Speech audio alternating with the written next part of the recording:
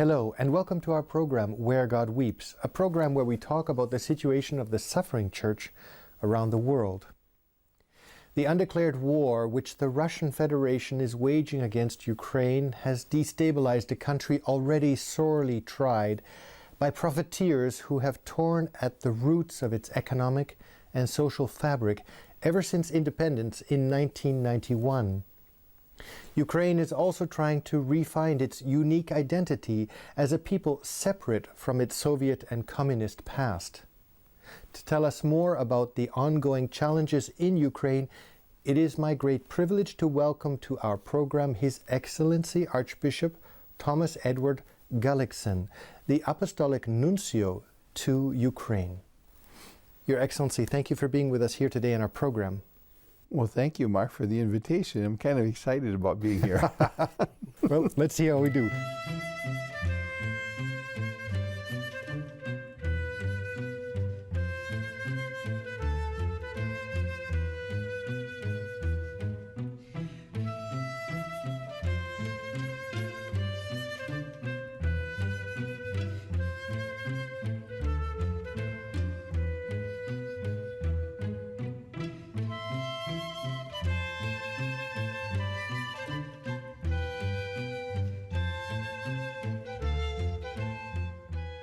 Your Excellency, you come from South Dakota, from Sioux Falls.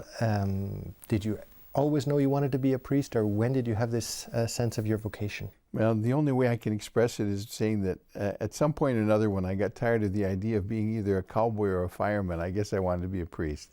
Was it an aha moment, or like a St. Paul, or was it really something that came with time? No, I think that we're called from our mother's womb, and we respond according to our age and our maturity. Just as we make distinctions between the way a boy is, let's say if he were in the minor seminary or a university student or a theologian, the same thing is true even for very small children. I have a very strong identification with Samuel's call in the temple when he was staying with Eli. And he says, "Here I am, Lord." Here I am, Lord. But it was as a child saying it. Yes. And a sense of missionary. I mean, you're not a missionary, but in a certain way you are. You've had diplomatic postings all around the world. You've been Trinidad, Tobago, Prague, Rwanda, I think was your start.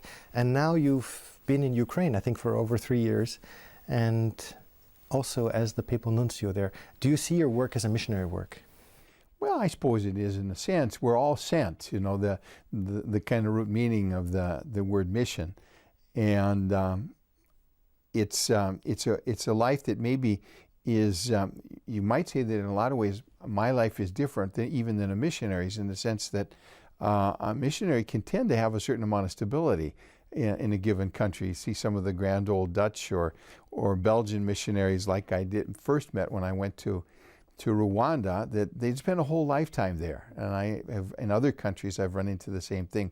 Whereas up until I became a nuncio in Trinidad, it was 3 years at the tops and then off to another place. Yeah. So I don't know whether missionary is the right word or some kind of a concept of people on the move. Yeah. Do you find it hard that you're always on the go?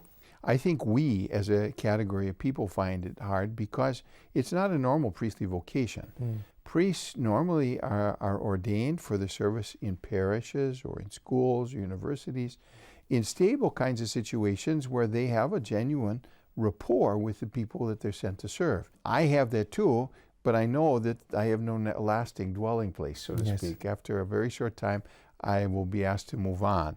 And I think that's one of the greatest challenges. And I tell my secretaries that always, the young ones, especially who are just starting diplomatic service, I said, if you're unhappy in this first assignment, please take another one and then see whether, before you decide to go home to regular priestly work again. Like a fox that doesn't have a hole. The Bible passage, no? Yeah, something like that. No place, the Son of Man has no place to lay his head. That's it. That's it. That's it. Well, that I've got, but not much more. You've been now in Ukraine for 3 years. What was the most difficult thing, the most challenging thing when you came and landed in Ukraine? I think it was after 6.5 years in Trinidad, where for the most part I spoke my mother tongue, English, or French, which I am not that good at, but still I do fine. Whereas arriving in Kiev, all of a sudden I found myself without a language. I could go with some of the bishops and they would count down their 4 languages, and they weren't the same 4 languages as I had. So I told a lot of people, I said, I sort of felt like a minor child. And now everyone else speaks for me, and well, if nothing else fails, go get an interpreter and talk to the nuncio.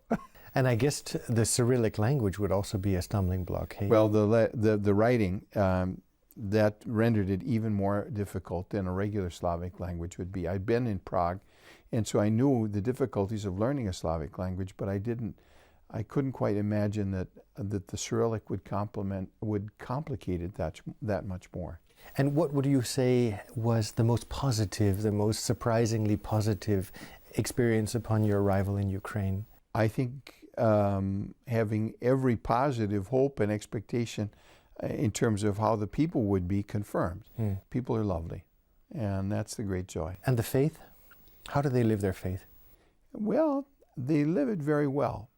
I think that there's a religiosity among Ukrainian people, whether they are Byzantine or Roman, that is truly genuine, simple, and direct.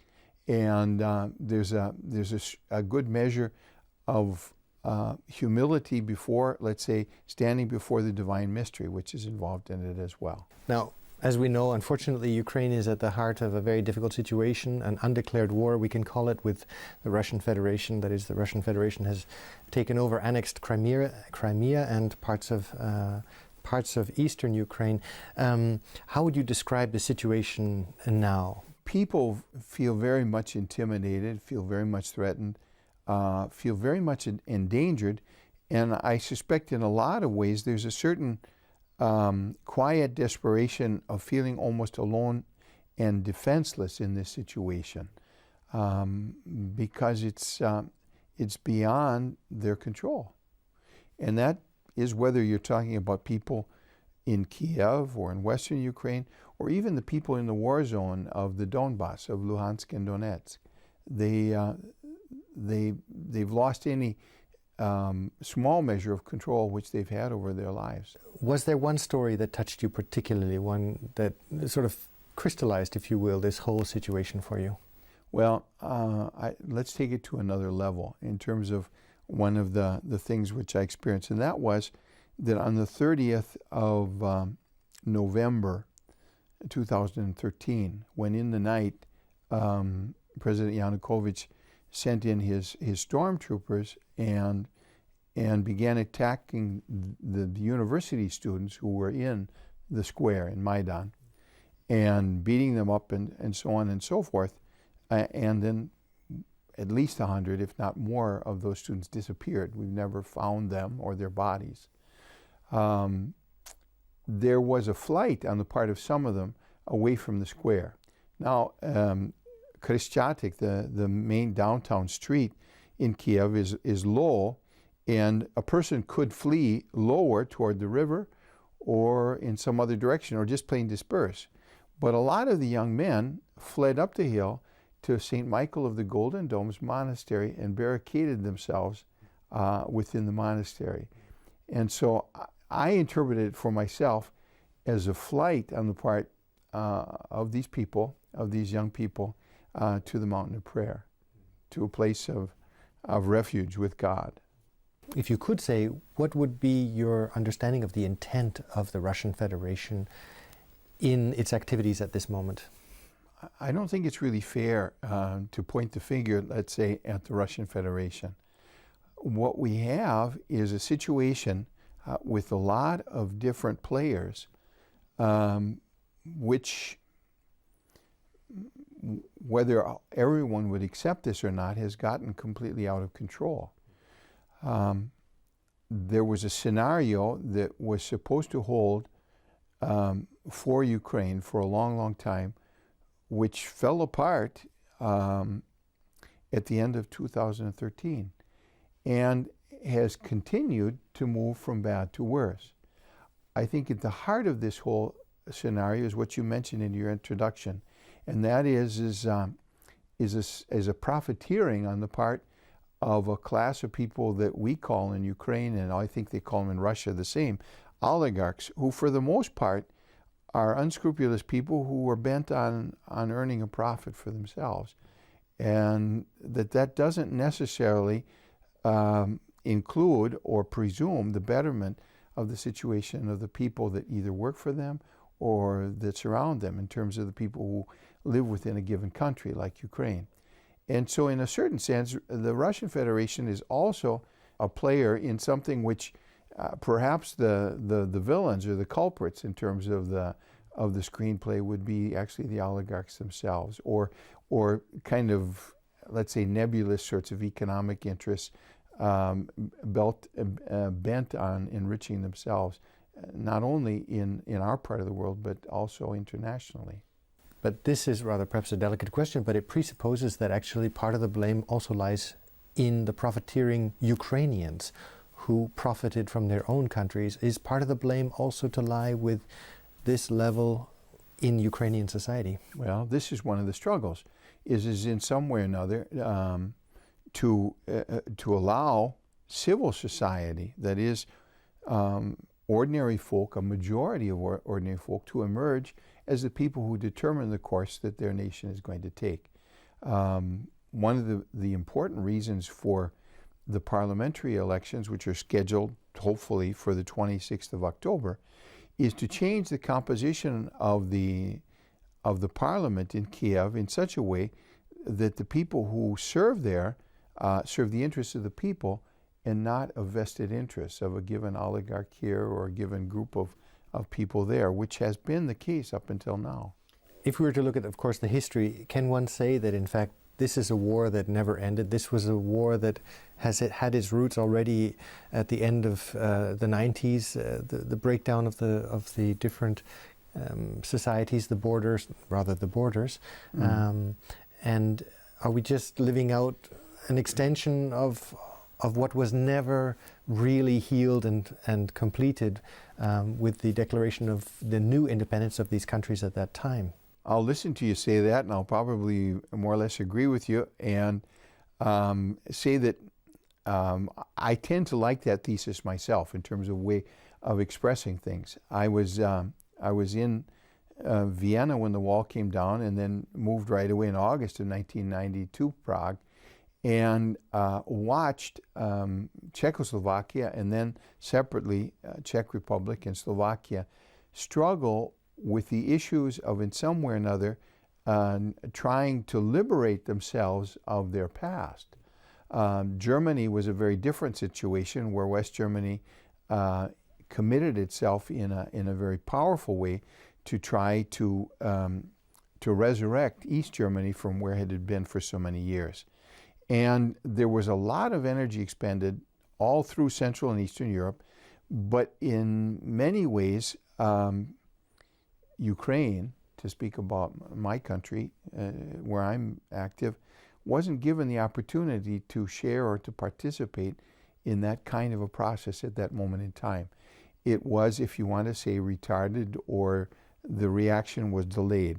And perhaps, and people speak of the various revolutions which have taken place in Ukraine since independence in 91, specifically always of the orange one in 2004, and then now 2013, 2014, Maidan, which are further steps in this process of a people doing many things, but among them reclaiming its own dignity and a sense of identity, I suppose. Well, that too, and some measure of control over their own lives, which they haven't had. Pope John Paul II, Saint Pope John Paul II, spoke a lot about the healing of memories. Was he also speaking about Ukraine, about these countries, when he was making these, because he spoke a lot repeatedly about the healing of memories, healing of time? I'm convinced he was. One of the most interesting books to come out in recent years is Timothy Snyder's Bloodlands, in which he documents in very respectable kind of fashion the amount of killing, the amount of death, the amount of suffering, which covered this whole area a goodly part, if not all of Poland, certainly all of Ukraine and farther east, north and south. St. John Paul II knew this reality as intimately as one could without the kind of historical research which then Timothy Schneider has since done to document the numbers of people killed. And he knew, I think, the Holy Father did, how desperately the peoples of this region needed in some way or another to forgive and to let go of so much of the immediate past, the period of the 2 world wars, but also of times preceding, which for some strange reason, for me as an American, I don't understand this Yes. European rancor, which goes on for generation upon Yes. generation. I don't understand it. Yes, It's not, go west, young man. I know. That's the end of it. That's it. I come from Canada. I'm Canadian, and for me, we're a land of immigrants, so it's difficult. But Well, apart from that, but if you have a problem, you move. yes, yeah, that's also true.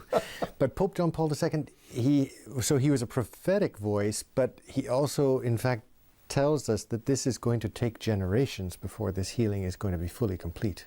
Yeah, but I don't think that people have embraced the whole process. See, this, with any kind of process like this, you say it takes generations, and it takes generations basically because no one really takes it to heart.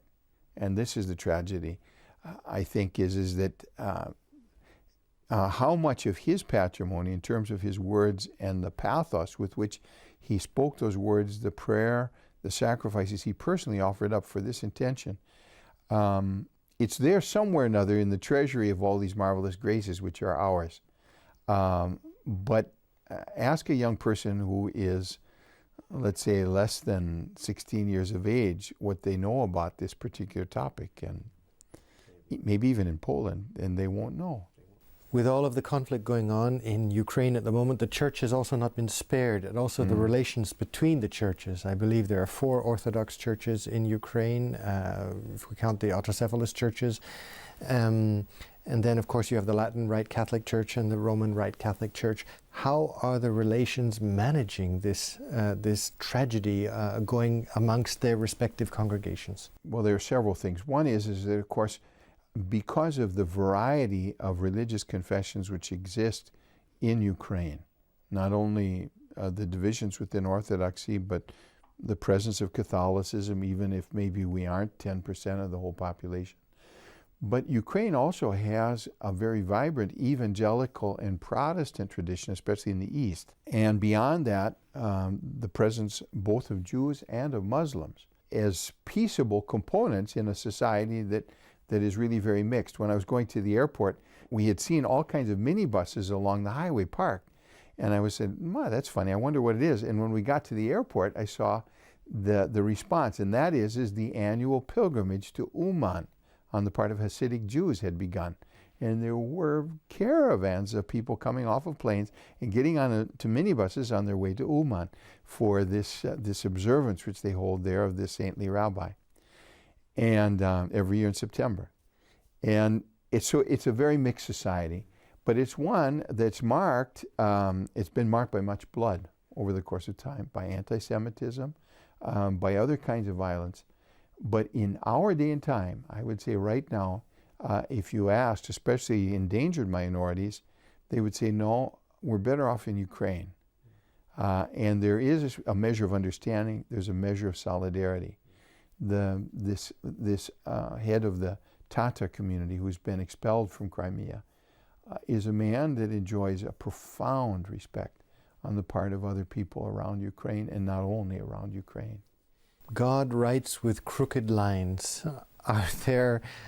Is there good that can come out of particularly this question of the religious traditions and the tensions that are presently existing? And what fruits could we eventually see coming out of this? We'll put it all in God's hands. We'll pray that He, in His great mercy, will show us kindness and bring forth wonders from divisions which should not exist. What can we do? That is, we, aid to the church in need, and those in the West, what can we do for the population in Ukraine, for the Christians living there? If I could be so presumptuous as to speak on the behalf of an awful lot of friends that I have in Ukraine, I would say don't forget us. Don't leave us alone. The message of prayer, the Church's solidarity, its love for this marvelous people and all their traditions and variety is something of inestimable value. Beyond that, of course, the Church in Need has been a great and constant presence for a long, long time in that part of the world. And Church in Need is one of the very few groups that, for us as Catholics, can help us with a lot of pastoral projects that nobody else can really help with, or because maybe there are strings tied to the monies which they might receive from a government which is not confessional, and as such doesn't dare, let's say, give money for building a church or to sponsor certain types of programs, catechetical and otherwise. I would say continue doing the good work which you've done over the years, and if it's possible, intensify it. You're in the center of this maelstrom. Are you hopeful? Are you despondent? How do you keep your how do you nourish yourself spiritually to keep your hope? Not enough. Not enough. Never enough. I should spend more time on my knees than I do maybe checking emails and Twitter and all that kind of stuff, trying to see where we're at in the world. These are things which go way beyond us.